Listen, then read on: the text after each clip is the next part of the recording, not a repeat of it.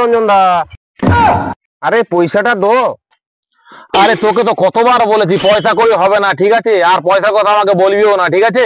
দাদা 3 মাস তো খেটেছি দাদা, গরিব সংসার কোথা থেকে পাবো? পয়সাটা এবার দিয়ে দাও দাদা। দাদা পয়সাটা দিয়ে দাও, বারে বারে ঘোরাচ্ছ কেন এরকম? আবার বিরক্ত করে। তোকে কতবার বলেছি না পয়সা দেবো না, তোর যা করার তা করে নে, ঠিক আছে? একবারে আমাকে পয়সা দেবে না, 1 টাকাও তোকে দেবো না।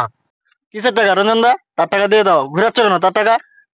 তুই বল, একটা জিনিসের পয়সা দেবো, যদি কেউ খারাপ মাল দেয় তাহলে কি আমি তাকে পয়সা দেবো? তুই ঠিক করে বল। না দাদা, পয়সা তো দেওয়া যাবে না। তাহলে বল ওকে আমি পয়সা দেবো কেন, বল।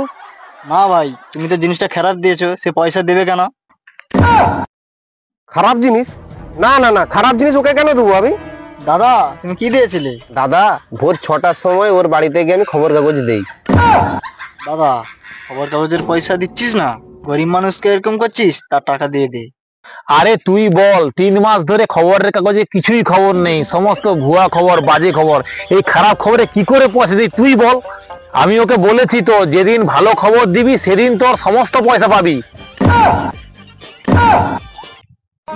আমি কি করব বলুন দাদা? খবর কাগজ তো আমি তৈরি করি না, খবর কাগজ কিনে নিয়ে এসে আমরা বাড়িতে দিই। আমার কি দোষ বলুন? তুই কি বাংলা কথা বুঝিস না? যেদিন ভালো খবর দিবি সেদিন পয়সা নিয়ে যাবি, ভাগ ভাগ।